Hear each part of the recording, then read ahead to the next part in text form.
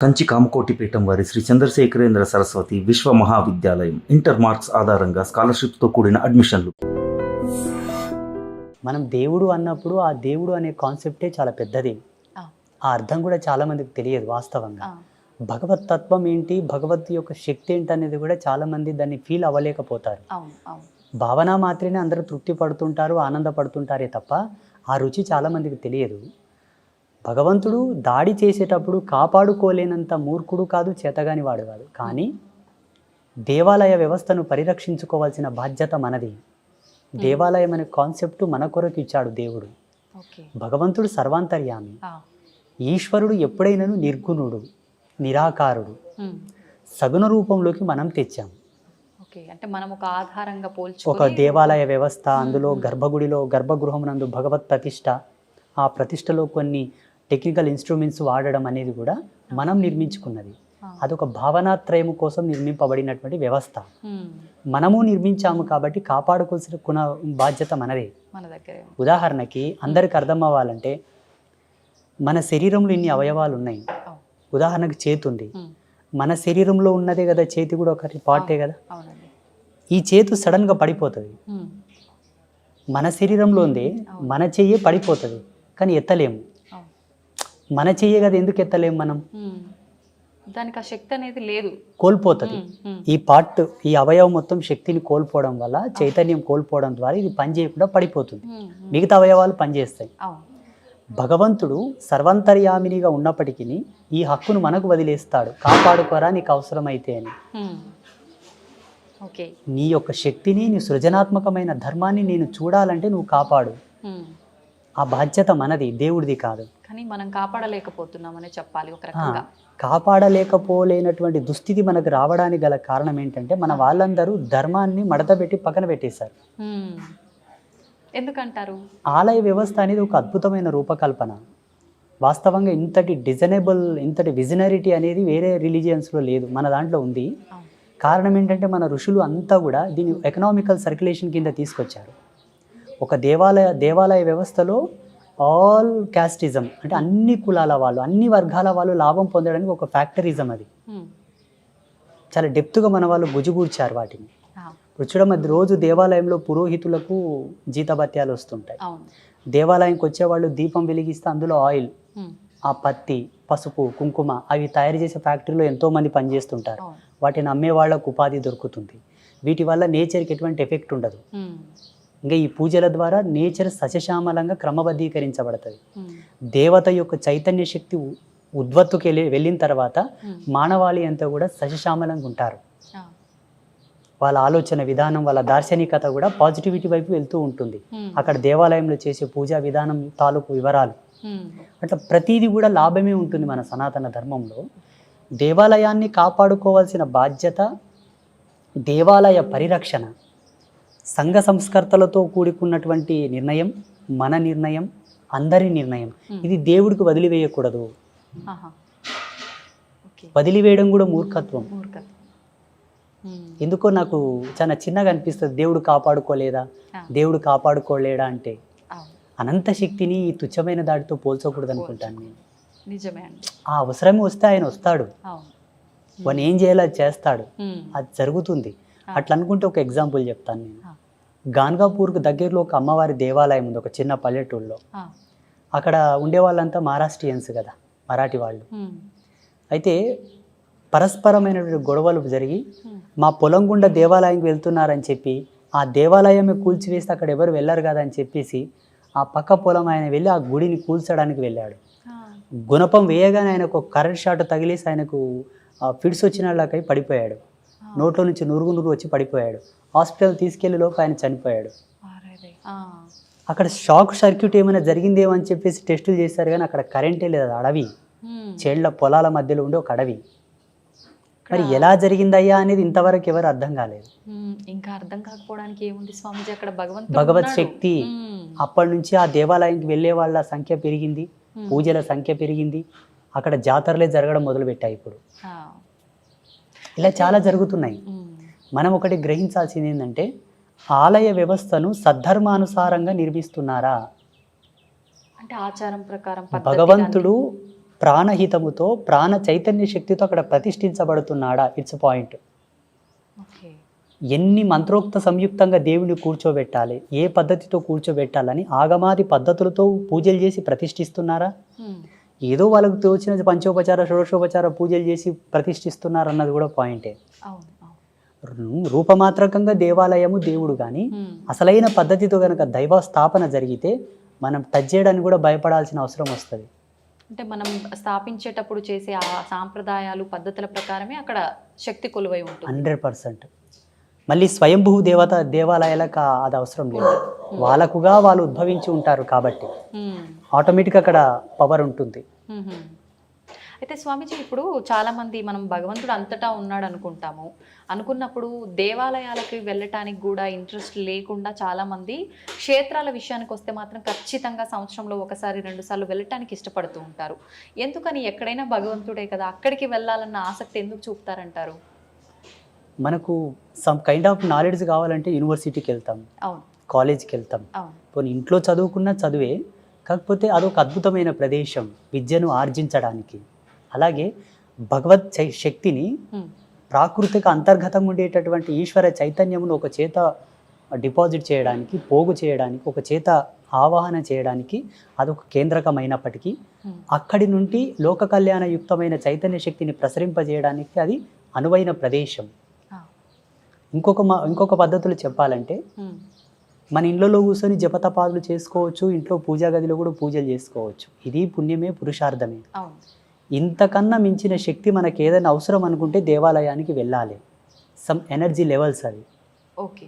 దేవాలయంలో స్వచ్ఛత ఉంటుంది, పరిపూర్ణత ఉంటుంది, పవిత్రత ఉంటుంది, నిత్య శుద్ధ సంభానం ఉంటుంది అక్కడ. నిత్య శుద్ధ సంభానం అంటే భగవంతునికి అంత శాస్త్రోక్తిగా పూజలు జరుగుతూ ఉంటాయి అక్కడ. ఉదాహరణకు చెప్పాలంటే అక్కడ మరణ సంకేతాలు ఉండవు, సావు సమృద్ధి అనేది అక్కడ ఉండదు, డెలివరీస్ అక్కడ జరగవు, శౌచం అనేది అక్కడ ఉండదు. అది స్థాపించినప్పటి నుండి భూమి అంతమయ్యే వరకు అక్కడ పవిత్రతనే ఉంటుంది. కాబట్టి దేవాలయ దర్శనం ఆత్మ దర్శనంతో సమానం. ఇప్పుడు లైవ్లో మనం సోల్ని బయటికి తీసి మాట్లాడలేము కదా, ఆత్మతో సంభాషించలేము కదా. దేవాలయ దర్శనం ఆత్మ సంభాషణ సంయుక్తం. భగవంతుడికి మనకు మధ్యలోన లైవ్లో మనం దేవునితో మాట్లాడినట్టుగా అక్కడ మనకు సిగ్నల్ ఉంటుంది. ఇంట్లో మనకు అది దొరకదు, ఎంత ప్రయత్నించినా దొరకదు. తప్పకుండా దేవాలయ దర్శనం చేస్తే మనకు ఒకసారి పరీక్ష చేసుకున్నట్టు లెక్క. ఆత్మ విమర్శ అనుకోండి, ఆత్మ పరీక్ష అనుకోండి, కానీ తప్పకుండా దేవాలయ దర్శనం చేయాలి. అయితే ఇప్పుడు మీరు ఇందాక అన్నట్టుగా చాలామంది దేవాలయం నిర్మించేటప్పుడు ఏవైతే పాటించారో శాస్త్ర ప్రకారంగా లేదో తెలియదు, కానీ దేవాలయం నిర్మించడం అయితే జరుగుతుంది, కానీ జరగాల్సిన పూజలు క్రమంగా జరగవు. ఒక రకంగా చెప్పాలంటే మనకు పడవబడిపోయిన ఇల్లు అంటారు కదండి, ఆ రకంగా అయిపోతాయి. ఏదో పొద్దున కాసేపు తీసామా, హారతి ఇచ్చామా, వెళ్ళిపోయామా అనే టైప్లో ఉంటుంటాయి. నిజంగా ఇటువంటి గుళ్ళకి వెళ్ళటం వల్ల ఫలితం ఉంటుందంటారా? అక్కడ శక్తులు ఉంటాయంటారా? వాళ్ళ యొక్క నమ్మకాలకు విశ్వాసాలకు అనుగుణంగా నియమించుకున్న కేంద్రకాలవి. ఆలయ మర్యాదకు ఎన్నో ధర్మాలు ఉన్నాయి, దేవాలయ ప్రతిష్ట వెనుకాల ఎన్నో మూలాలు ఉన్నాయి. వాటన్నిటికి అనుగుణంగానే అక్కడ ఉపచారములు, పూజలు, హోమ ధూమాదులు, ఉత్సవాలు, జాతరలు, తిరణాళ్ళు జరగాలి. కొంతమంది రాజకీయాలు అడ్డం పెట్టుకొని, కులమని, వర్గమని, ప్రాంతమని భేదాలు అడ్డం పెట్టుకొని కూడా చేస్తలేరు. కాకపోతే అటువంటి ప్రదేశంలో భగవంతుడు ఉంటాడు, కాకపోతే మన అనుగుణమునకు, మన భావానికి తగ్గట్టుగా వాళ్ళు స్పందించలేకపోవచ్చు. కారణం ఎప్పటికప్పుడు అక్కడ తగిన ఉపచారములు జరగటం లేదు కాబట్టి. అందుకే ప్రసిద్ధ పుణ్యక్షేత్రాల్లో నియమావళిని క్షణకాలమంతయు కూడా వాళ్ళు విస్మరించకుండా ఉపచారములు చేస్తూ ఉంటారు.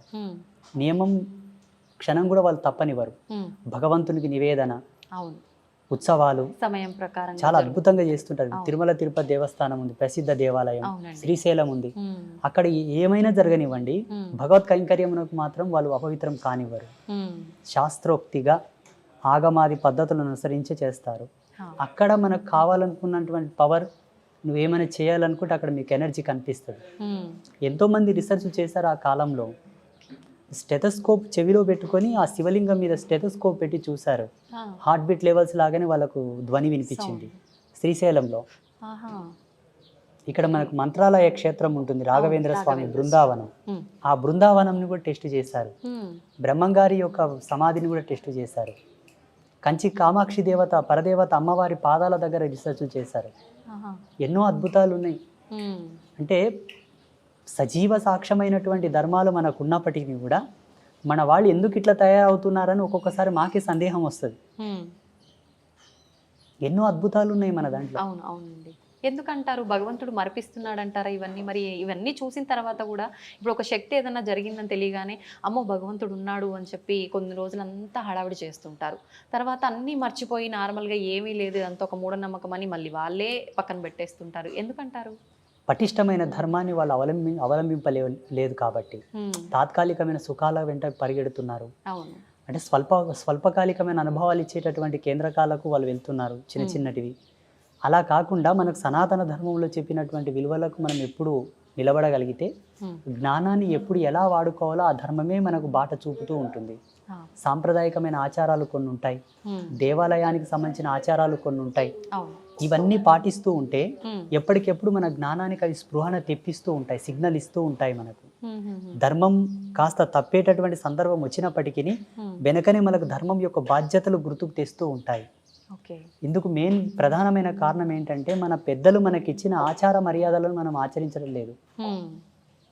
అయితే ఇప్పుడు మన సనాతన ధర్మాన్ని మనం కాపాడుకోవాలంటే దాని గురించి ముందుగా మనం తెలుసుకోవాలి, దాన్ని ఆచరిస్తూ ఉండాలి. ఇవన్నీ ఆచరించాలి అని అంటే మనం సాంసారిక జీవితంలో ఉన్నప్పుడు ఇవన్నీ సాధ్యపడతాయి అంటారా? అసలు ప్రతిదీ కూడా సంసారికుల కోసమే పెట్టారు. సనాతన ధర్మంలో సన్యాసుల కోసం తక్కువ ఉన్నాయి. 1% మాలాంటి సర్వసంగ పరిత్యాగులకు ఉంటే ఆ 1% కూడా మా అనుష్ఠాన విధికి, ఉపాసన మార్గమునకు, మంత్ర మార్గానికి, తంత్ర మార్గానికి, యంత్ర మార్గానికి, వేదాంత సంవాదానికి సంబంధించినవైతే మిగిలిన వంతంతా కూడా రాజయోగ ధర్మంలో సంసారికుల కోసం ప్రవేశపెట్టినవే. ప్రతిదీ కూడా ఆలయం అంటేనే నిత్య సౌమంగళ్య వర్ధిని అనగా సంసారికం.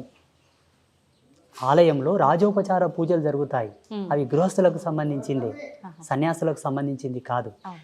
సన్యాసులకు సంబంధించినటువంటి మార్మికతను, ఆ శోధనను వాళ్ళు రహస్యంగా ఉంచుకున్నారు, గ్రాంధికంగా చేయలేకపోయారు. ఒక సన్యాసి సన్యసించాలంటే సన్యాసోపనిషత్తు ప్రకారంగా సన్యసించాలి. మిగిలిన ఉపనిషత్తులన్నీ కూడా మానవాళి కోసమే. మానవాళి అంటే అంతయు సమూహం, సంఘ సమాజం కోసమే. అందులో అందరూ పెళ్లిళ్ళు చేసుకుని పిల్లలుగానే వాళ్ళే ఉన్నారు. అంత ధర్మమంతా వాళ్ళ కోసమే వడగట్టిచ్చారు ఋషులందరూ. అంటే మనకు మన ధర్మాన్ని ఆచరిస్తూనే మనకు కొన్ని నియమాలు పెట్టి నియమాల ప్రకారంగా ఇవి ఆచరించవచ్చు అని చెప్పి అన్ని రకాల విధానాలు కూడా మనకు తెలియజేశారు.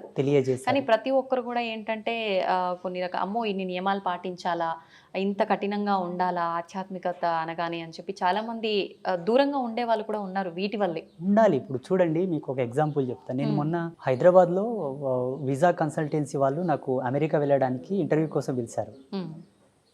లోపలికి వెళ్ళగానే వాళ్ళ ఫార్మాలిటీస్ వాళ్ళు చూస్తారు కదా, ఫైల్స్, పాస్పోర్ట్ అంతా చూశారు. ఆ చెకింగ్ ఉంటుంది అక్కడ.